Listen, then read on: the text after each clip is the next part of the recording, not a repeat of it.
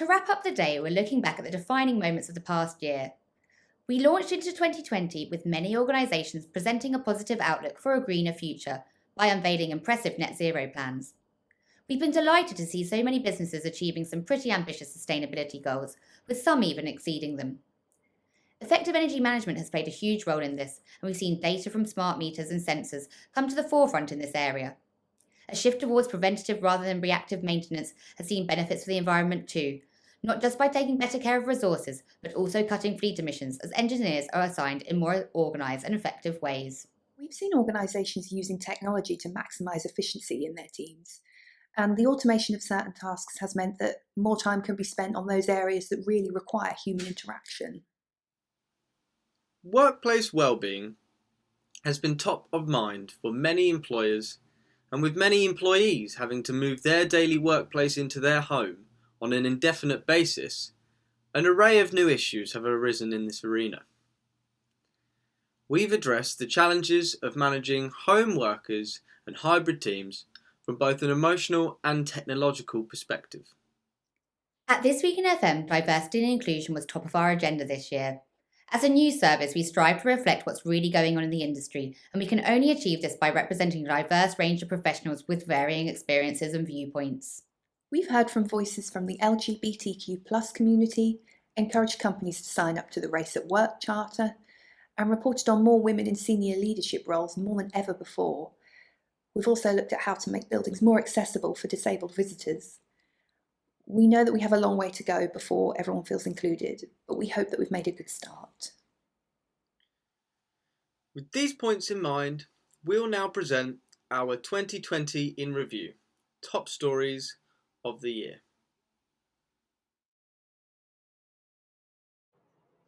"2020 in Review, Top Stories of the Year."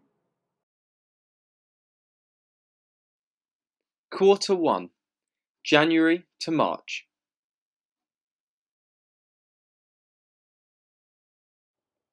Pilot Group Energy Management System expects to save 1 million tonnes of CO2 in 2020.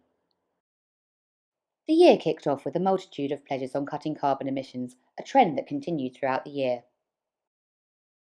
With an intelligent reporting tool, the Energy Manager 2.0, which automatically converts kilowatt hours to CO2 tonnes, allowing customers to keep on top of their usage month on month, Pilot Group predicted it would help businesses save 1 million tonnes of CO2 throughout the year. The company's mission is to revolutionise the monitoring, control and management of heating, air conditioning systems and compressors through their energy management system, which incorporates intelligent software and highly accurate digital sensors to optimise the performance of industrial heating systems. By measuring how much energy is used and presenting the data in a user-friendly, visual way, it helps businesses to understand how changing some processes and ways of working can significantly reduce their overall carbon footprint.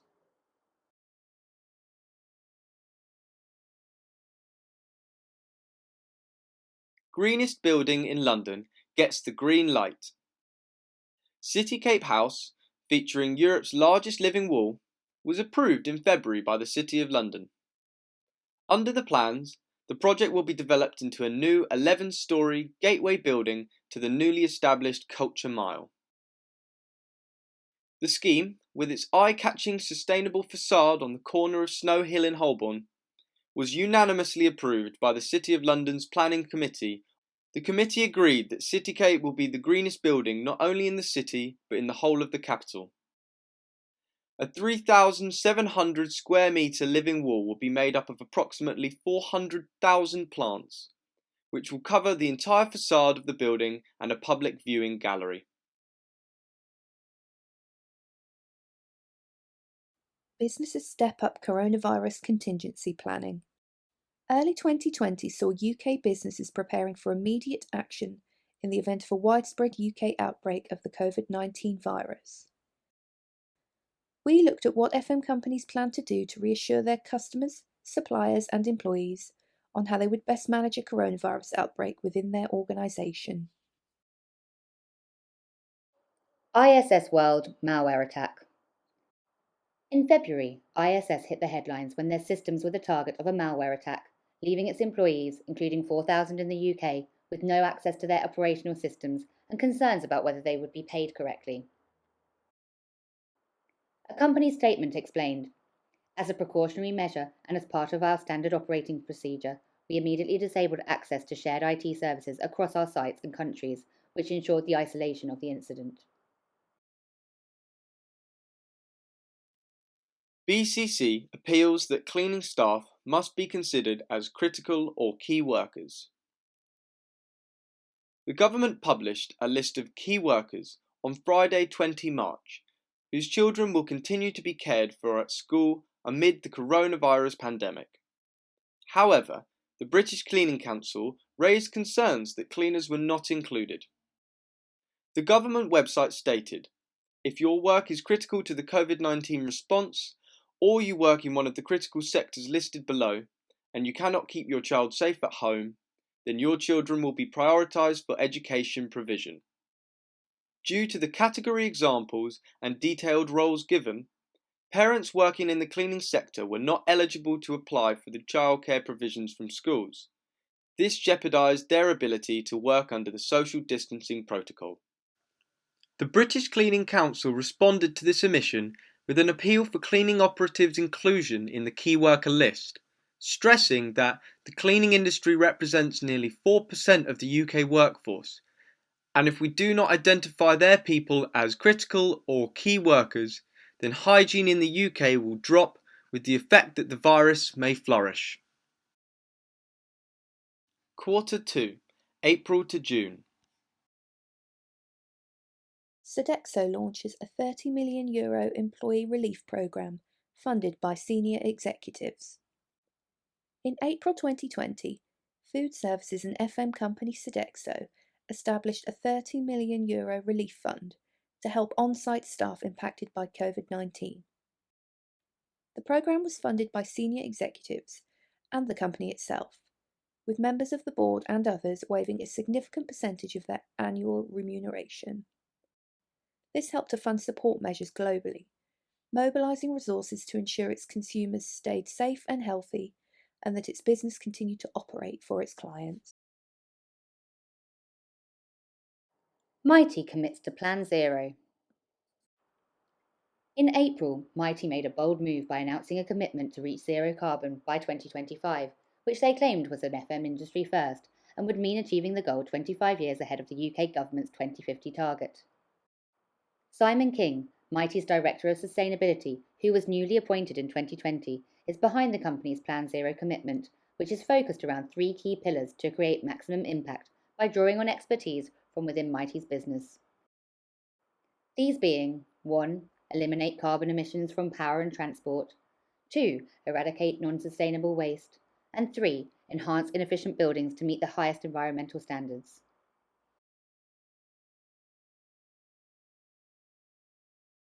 Office toilets and washrooms post-lockdown.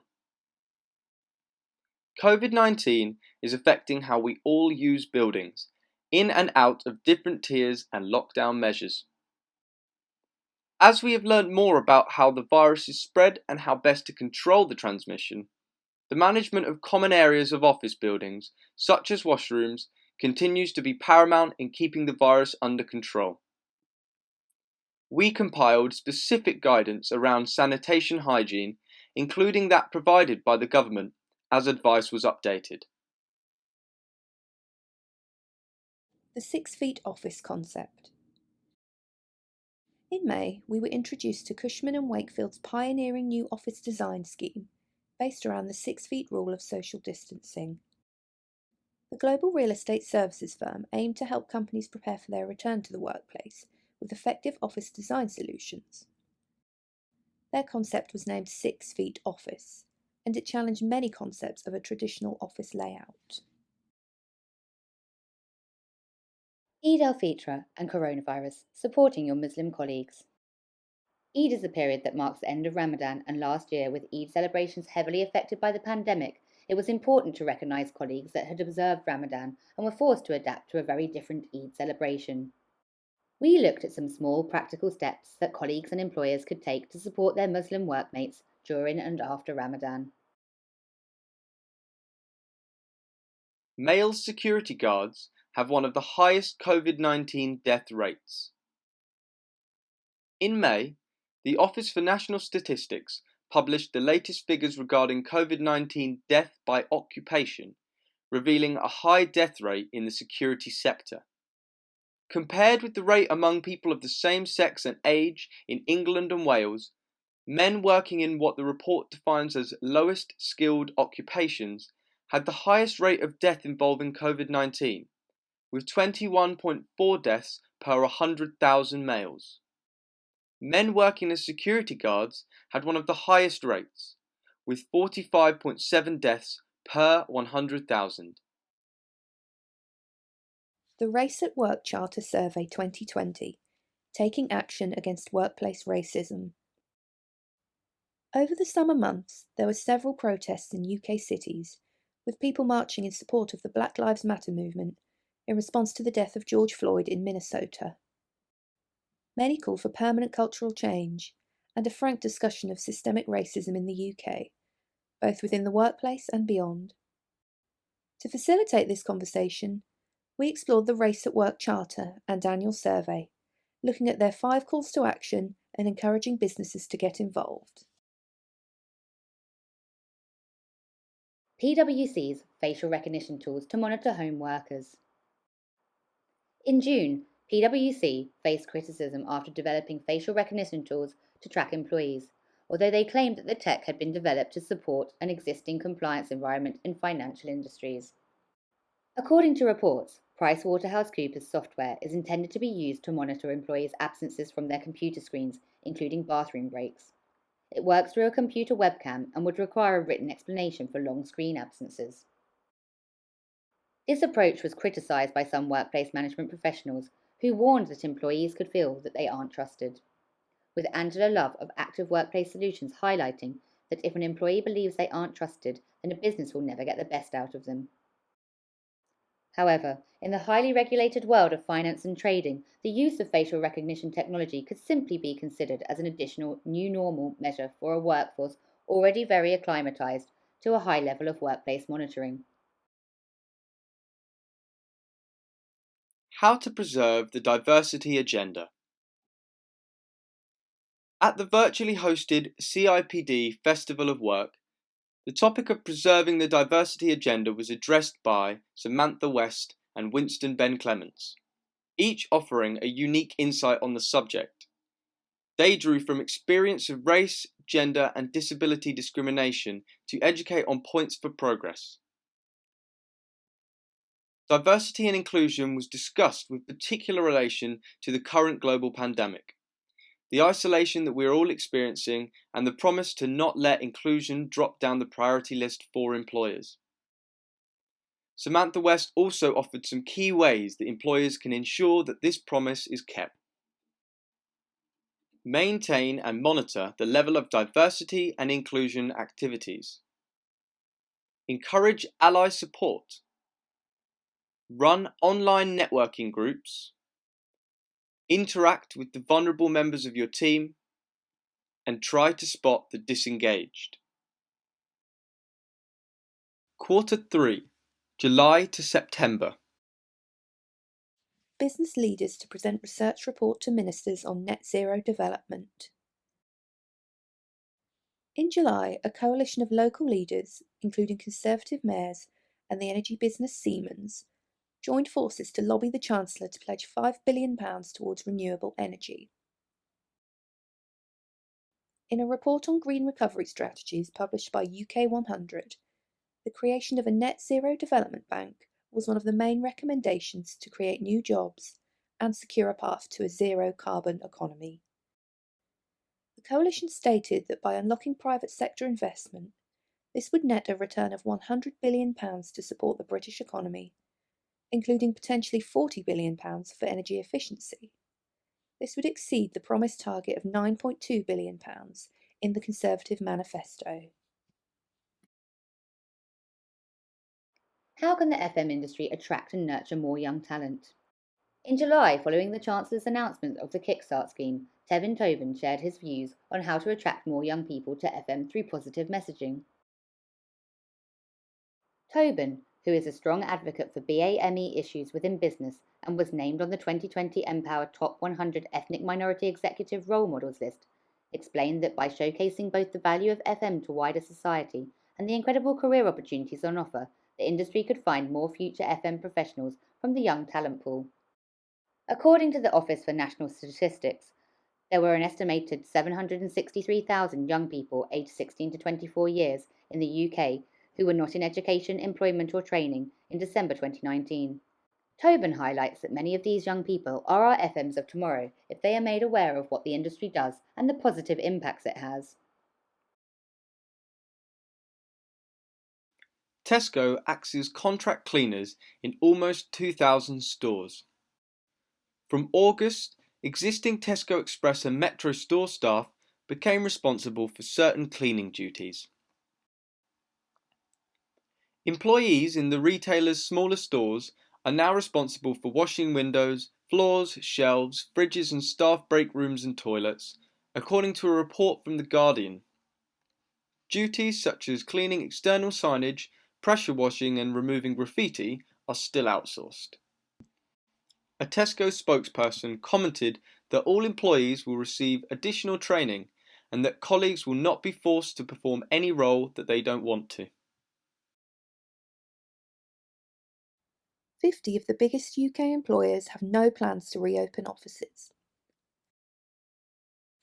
Back in August, research from the BBC showed that 50 of the biggest UK employers had no plans to return all staff to the office full-time in the near future. The BBC questioned 50 employers ranging from banks to retailers to ask about their future working plans. Of the 50 companies interviewed, 24 firms said they had no plans in place to return workers to the office, but 20 had reopened their offices for staff unable to work from home. How to maintain risk-free contact with furloughed staff. Throughout the COVID-19 pandemic, there have been questions raised regarding the rules for furloughed employees. Whilst the government have laid out some clear guidelines, other less obvious issues remain in a grey area. The concept of furloughing staff does not actually exist in UK employment law, hence the many questions surrounding specific details such as communication. To clear up some common employer concerns, we consulted with the CIPD on the best ways to communicate with employees without breaching any conditions of furlough or jeopardising the ability to claim the COVID-19 grant.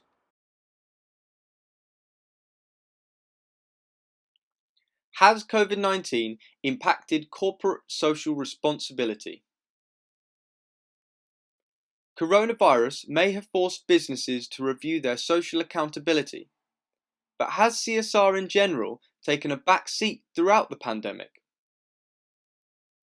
Prioritising CSR has long been considered a sound business decision, with employees and customers showing more interest in working for and spending with companies with good social responsibility credentials.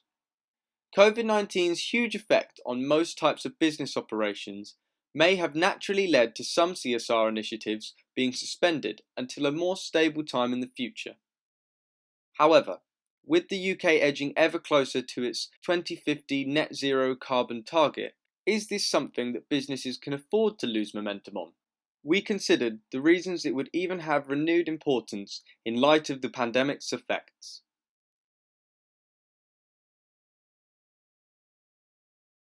Top energy companies commit to better gender balance.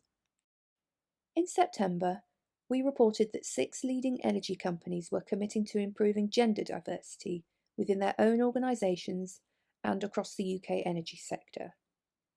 BP, Drax, ENGIE, E.ON UK, Subsea 7 and Wood all signed up to the Energy Leaders Coalition in response to the poor level of female representation at senior levels in the industry.